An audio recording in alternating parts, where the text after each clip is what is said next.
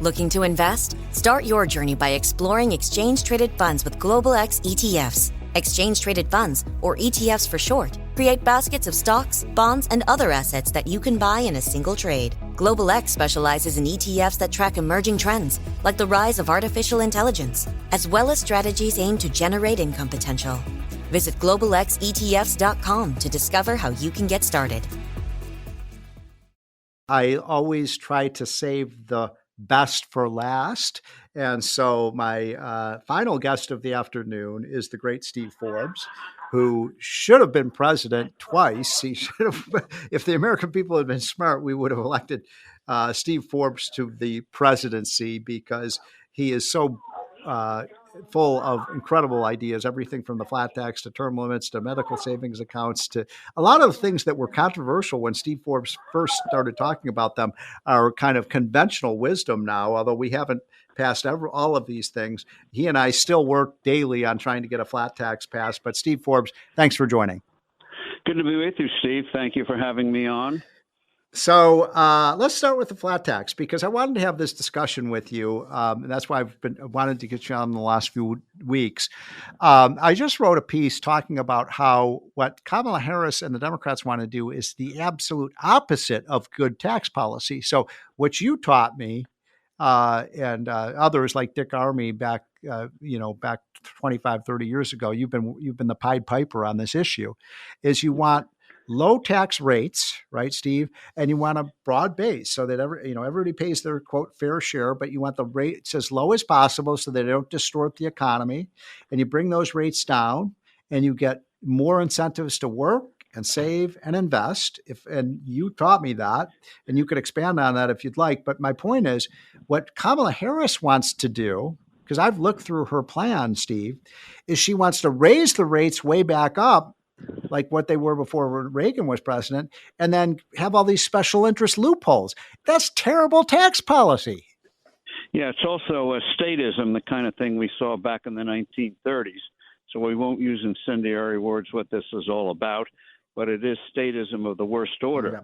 Yeah. Yeah. And the key thing about the flat tax is, as you indicated, it removes barriers to people who want to work, people who want to start businesses, and enables people to get pay raises, as Lincoln put it, improve their lot in life.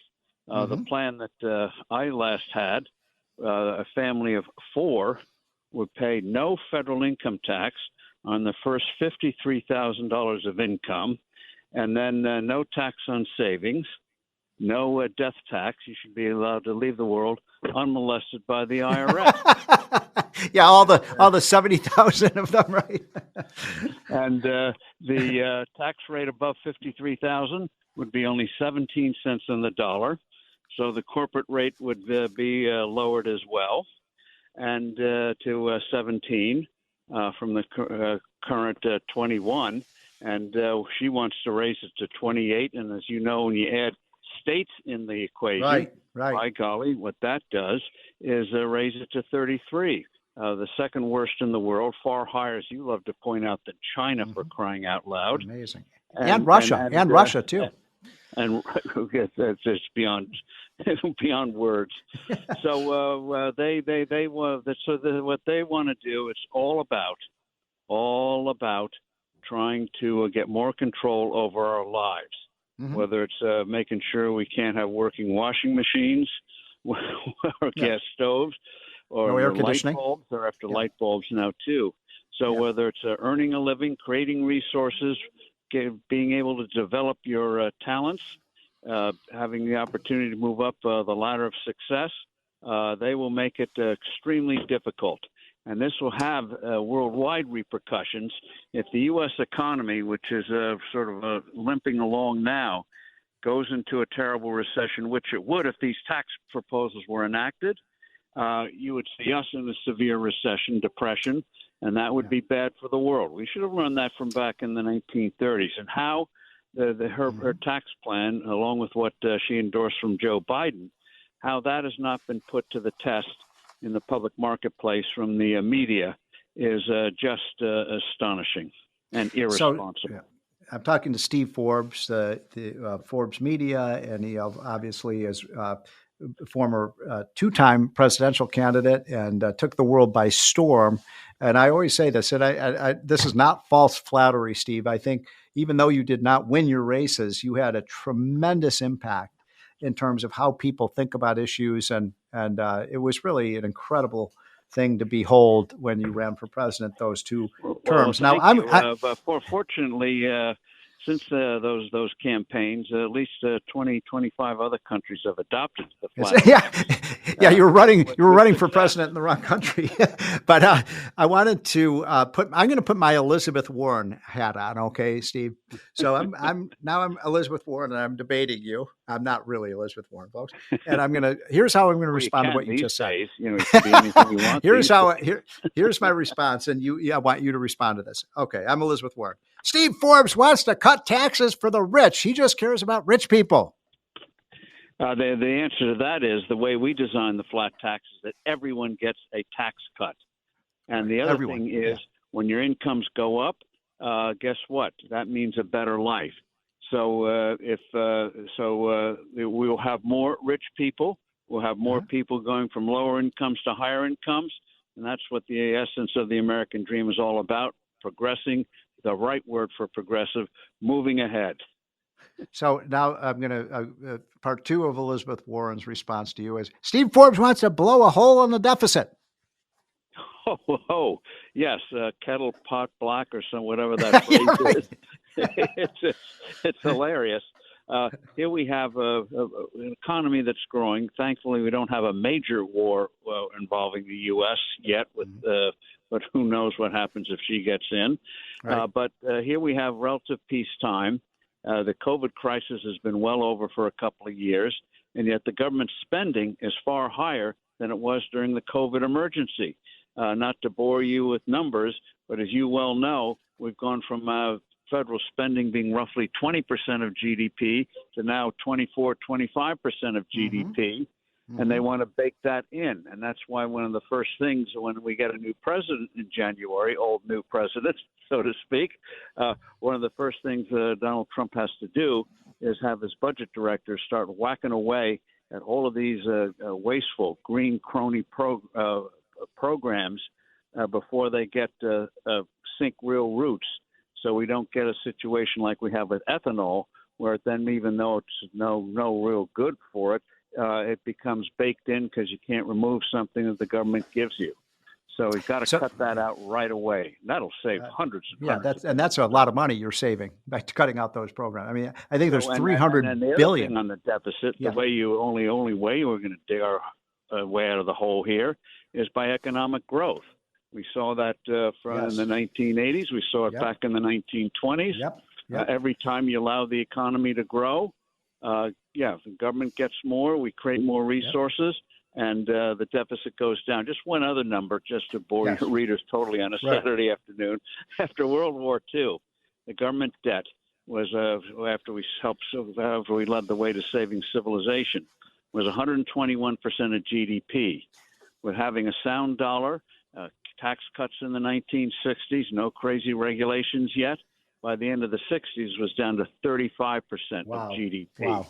So that's the way you do it. A little bit of responsibility on the spending side, low tax rates, and by golly, miraculous things happen, like prosperity. I love that word, peace and prosperity. So a couple just quick final things I wanted to ask you about Steve Forbes, and I appreciate you carving out a little time on a beautiful Saturday afternoon to be with us. So, I'm a Trump guy. Larry Kudlow's a Trump guy. I know you've met with Donald Trump many times, and obviously he'd be much, much better for the economy than Kamala Harris. But there's something that he proposed the other day that I have a problem with. And so I don't always support everything Donald Trump says. I don't think anybody does. And that is, he's talking about price controls on credit card companies. And I hate price controls. I don't think that they work, Steve. And I think that's just going to deny credit to lower income people. I think it's counterproductive. So I wanted your judgment on, does this make sense to put credit card price controls? What I think the goal is, and this is what he should say, is to have far lower rates on credit cards. Because what would happen if you actually put on something like a 10% cap? people wouldn't be able to borrow again. Right. Those loans would be called in. And that's what happened in the 1970s when inflation kicked up interest rates to high levels. Suddenly people couldn't get lower income people, especially couldn't get credit because no one was going to lend when prices were going up 15%. You had a cap of 10 or 12. What he should emphasize is that the best way to get lower interest rates, including on credit cards, is by having a sound dollar, a stable dollar, king dollar, dollar as good as gold, as John Kennedy put it. You have a trustworthy dollar, by golly, the cost of money goes down every single time. So that's a great point. And what my last question for you is something related to what you were just talking about, which is housing.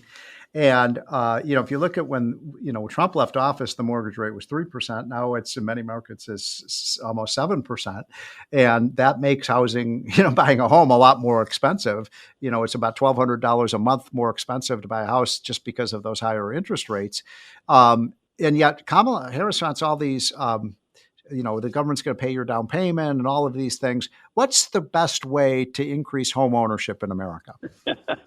Well, it's very simple.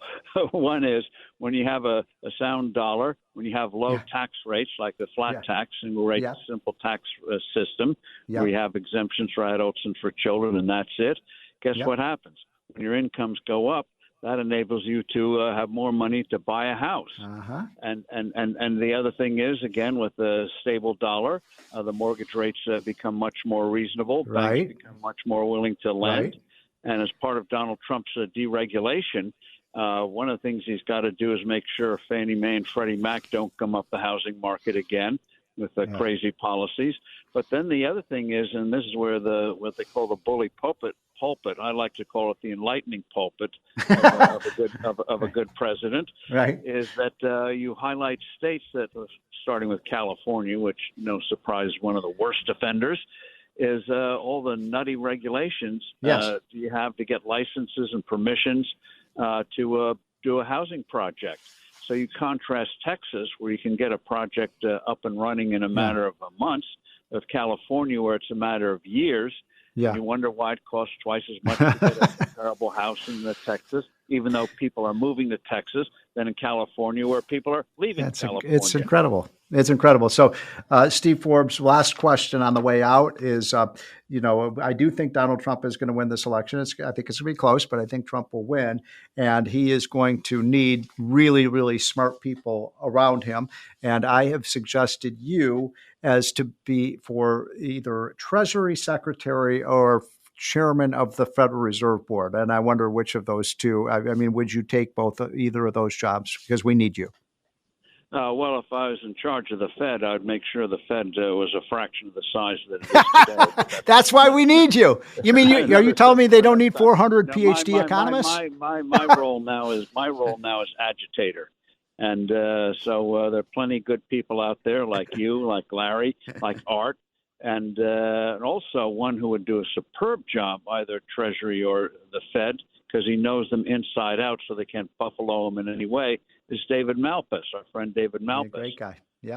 Former head of the World Bank. And also he's been on our show many times and a smart guy. And Steve Forbes, I want you to be the next Treasury Secretary to straighten out this economy with Donald Trump. Thanks so much for joining, folks. We'll be right back. This is the More Money Show on WABC.